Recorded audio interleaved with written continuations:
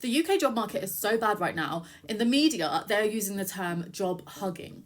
Job hugging to describe the people that are literally hugging and clinging on to their jobs because they know that even if they wanted other work, maybe they're in a toxic work environment right now, maybe there's stagnation, they're not getting promoted within their work, they know that the job market is so tough and competitive and jobs are scarce that they are hugging. They are hugging what they currently have and they're clinging onto it. Job hugging.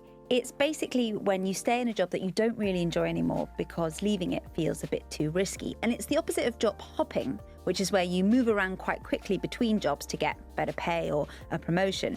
And I read an article by a business leader who said that if you're one of these job huggers, you're basically killing your future. There's this thing called job hugging I'm hearing now. It's in the UK. I've heard it was in the US. Having a job and holding on to it, irrespective of what type of job you have in terms of any kind of issues within the job, because you know that I've got to hold it because the climate I'm in is tough. And that's the sort of mentality that we're seeing with this job hugging trend.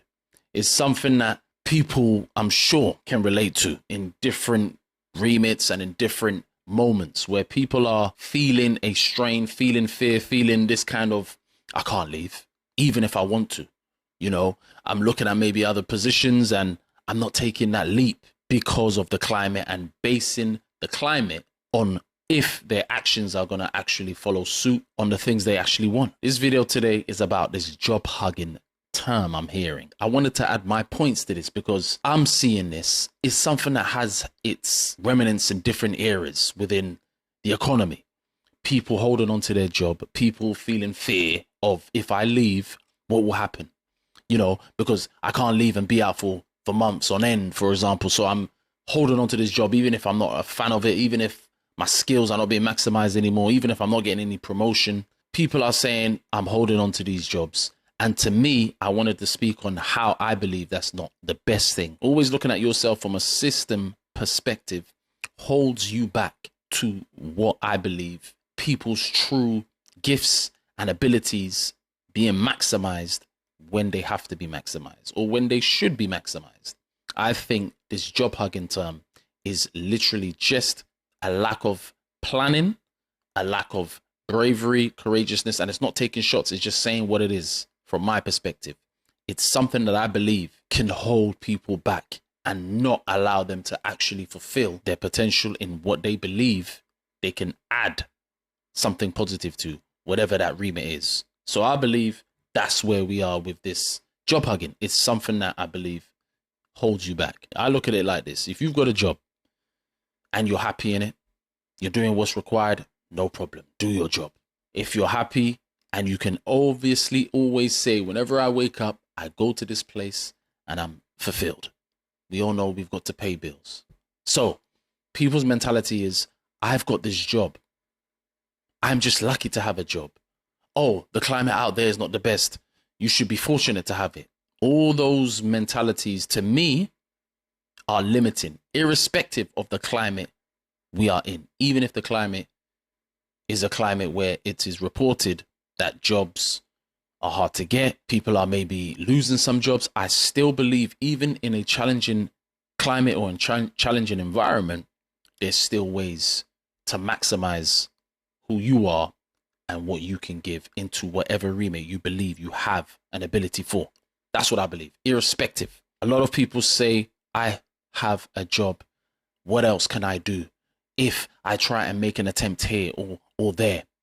I believe, as this lady said at the last point when she said it is something that is destroying people's futures, I believe so. Because all it does is allow fear to decide every single thing we do when it comes to where we want to go, what job maybe we would want to do next. The climate makes people too fearful to actually live purposefully and use the abilities that I believe everyone has as long as you tap into them. Using them for fulfilling things, using them that's going to bring something good as opposed to just being in a mundane environment. Now, in positions, there's going to be always positions that have to be had. Whether it's blue collar work, whether it's work that keeps the functionality of this world going, right?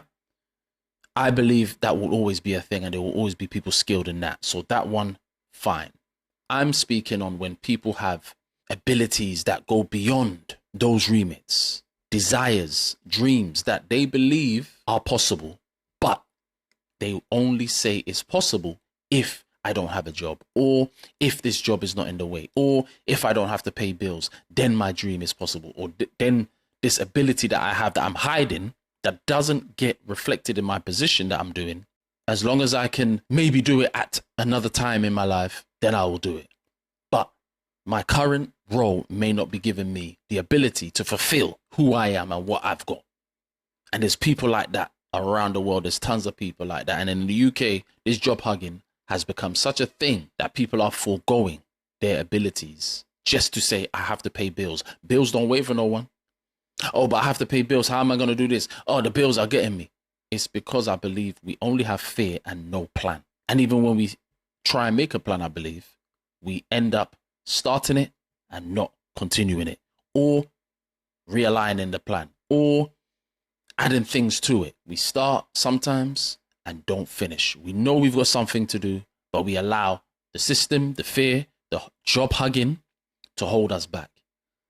I'm seeing this, and I've been seeing it in my life from teenage years. I used to see older people with this kind of fear. You see it, you hear it. You watch TV programs, you see people in life, you hear people, you may hear parents, you may hear people speaking only from a perspective of this job. I've got to do this because I've got to make ends meet. And that's the only thing we think of, making ends meet, as if we are born just for that alone. That is not why I believe I'm here, or any person for that matter is here. But the system that has been set up has given us that fear. It's not something that you are born into immediately. It's something that you are acclimatized to eventually, because you go through a system that says this is how you have to be. You work, or you start from education, then you work up your way up, and you work into the system. Now, everything that you do is predicated on it. In order for you to have a home, in order for you to have the ability to support kids, the ability to have vehicles, the ability to move around, travel, whatever it is, a job is predicated on that. And that's the only thing we think of. So when we get a position, we hold on to it. And then on top of that, we start maybe even buying things, investing in things so quickly, or just with that one job that we may have, and say, I'm stuck paying bills. So how can I now realize a dream? It's only because we looked at that job as the one and only option. That would have been good 30 years ago, 20 years ago, when certain salaries you can live off with a family, an average family of maybe 2 or 3 kids. And that will be sufficient, earning maybe a certain average salary that is considered average today. But today's average salary, for example, in London, is not something that people will comfortably do with a family. You're going to have 2 people working. Normally a man, the husband or the man, could work on a average salary, today's average salary in London. So the mentality is the job is the only way forward. That's not to say working is the issue. It's what you're actually doing. And if you're suppressing your true abilities and they're not being maximized, that's when job hugging is an issue. That's when you can be stagnant in positions. That's when I look at it and say, okay, so you're born on this earth. What else are you about apart from just falling in line Monday to Friday? Or whenever you work, whether it's on the weekends, whatever, schedule you have, when are you going to look at it and say, you know what? Okay, I'm doing this for a period, but I've got this that I'm doing that I know is within my remit. A lot of people just say, you know what, forget it. I've got kids now, I've got family now. Forget that desire I had. End up being retirement age, and by the time you know it, no longer on the earth, because we've just allowed the fear of a system that is already broken to put us into a state of, this is the only way. I only have to pay bills. I'm only here to maintain. I'm only here. All these limiting beliefs is what the system does. But we allow it. And this job hugging is part and parcel of it. A plan has to be had. Doesn't mean you can't change and alter the plan, but a plan has to be had. And this is for the people who are job hugging, knowing damn well they don't want to, knowing damn well they want to try and achieve other things and do other things for the betterment of what their skills entail. So all of these assessments have to be looked into, because I know there's people out there hugging a job. Now, that's not to say you're going to be silly. When you're in a position where you know there's things that you have to handle, yeah, you handle them in your position in terms of financially. You handle your life's responsibilities. Do that. But there has to be a time where a plan has to be had if you're just job hugging and you're not getting promotion. You're not getting that promotion you want. If you're job hugging and after a good amount of years, you've done what's required, but you're now not being able to look elsewhere, maybe for a better position or a position more skilled to your skills, whatever it takes to improve your standing. Because at the end of the day, we've all got abilities. Why not use it and maximize what you've got? That's not to say everybody has to go and earn the highest amount, because some people don't want to have that hustle and bustle mentality, and that's fine. But always, I think people should look at aspects of what are your strong points and why are you doing what you're doing. If it's just only for the money and that's the only way you're going to live all the way through your years on this earth, then to me, I think you've done yourself a disservice. It doesn't matter if you've got kids, family, there still has to be something that benefits individually your walk in life, in my humble opinion. And this job hugging, all it does is put people in a state of fear, put people in a state of, I can't do this because of that, without making a plan, without taking that chance. A calculated risk, seeds can be planted in order for you to not have this job hugging where it's detrimental. If, again, you're not being maximized and you're just living in fear, thinking I have to rush to work every day, get on that train, get on that bus, drive fast. When you lose that, then what? It can happen at any moment. What work was done before to maximize who you are? That's the question I asked. And I asked this similar question on one of my previous videos. The fear of the system. It doesn't allow you to think beyond it. It just allows you to be confined in it, and you're at the mercy of it at any moment. So whenever it's broken, you complain so much. But the problem is, when people, if you know business people, when there's problems in an economy, they try and find solutions, whereas the normal worker is always complaining about the system as opposed to working on what they can bring that negates the issues of the system. We're so conditioned, like we're in school. Do this work, you pass this. Do this criteria, you will pass this course. Do to this level, you will get this. Okay, what else is beyond that? What other ways am I maximizing myself as opposed to what just a system has taught me? So I'm not job hugging when you know, again, as I said, you don't want it.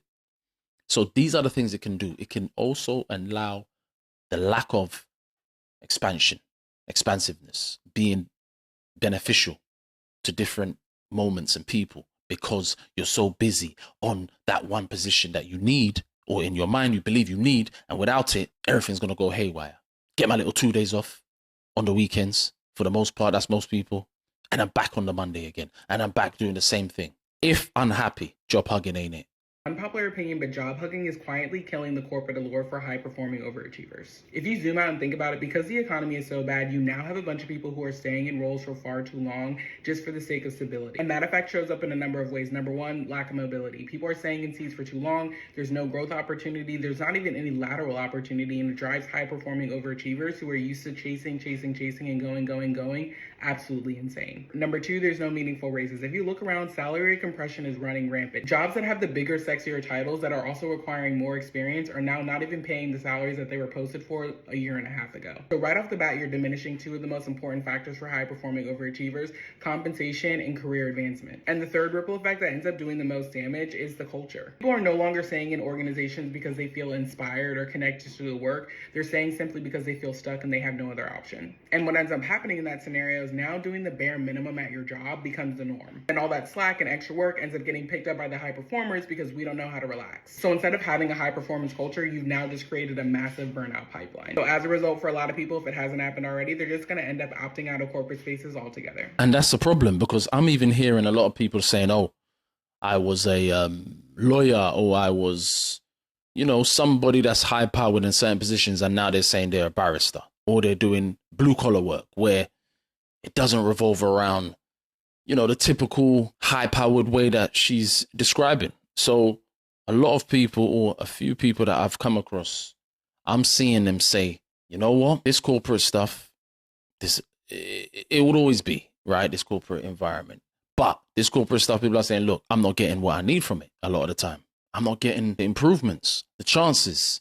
So as she described people who are the type that, you know, are high performers and there's no lateral movement, there's no, you know, upward trajectory for them, it's getting them to a point where they're even questioning, sometimes even coming out of corporate. And you're seeing that a lot. People are taking roles that are less strenuous and more focused on well-being. And that's something that I'm seeing from particularly the Gen Z millennial, you know, age group. So it gets to a point where this job hugging stuff and the mentality behind it is a problem. You can have a job and want to do well in it and keep it. That's fine. If you are having a job that is not like that, and you're hugging it based on only fear, and that's how you're living on a daily basis, that's a problem.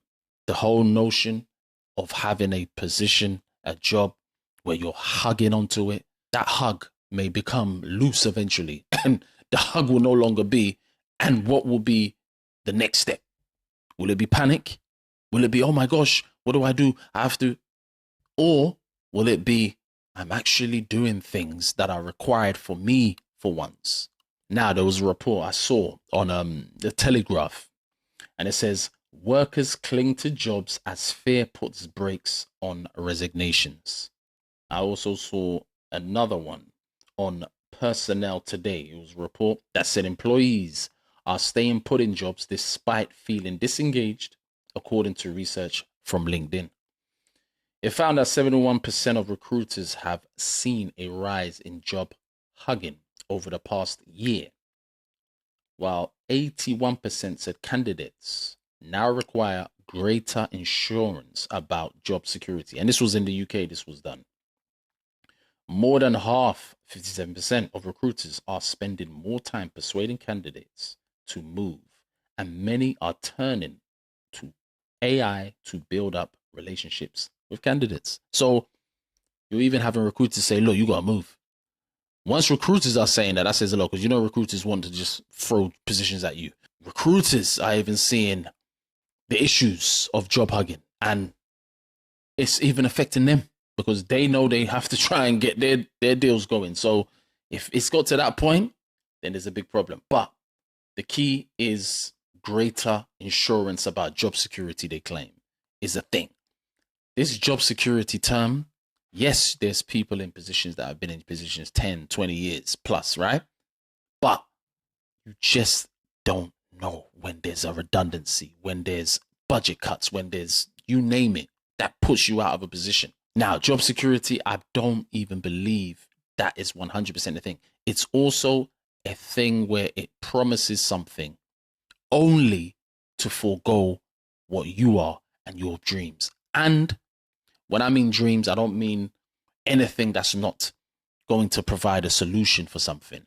I'm talking about dreams that actually are going to do that. Provide solution, provide assistance, provide a service, whatever it is. That's what job security and the term job security does. It makes you forego and says, oh, you have job security if you do such and such, only to this position or to this remit or to this level. And we're just so much in that position of just accepting these buzzwords. But you realize you're playing a game.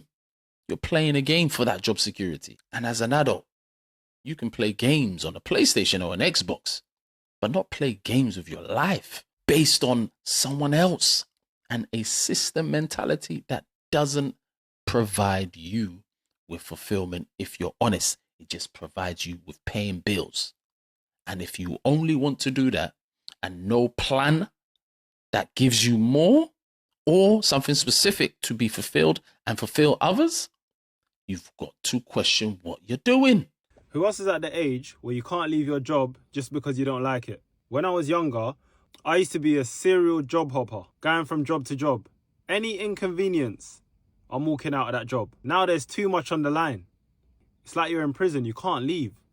Especially with this unemployment thing going on. I want to run away, but I feel trapped. And this is it. Societal based notions. You get to that age where it's critical, more or less.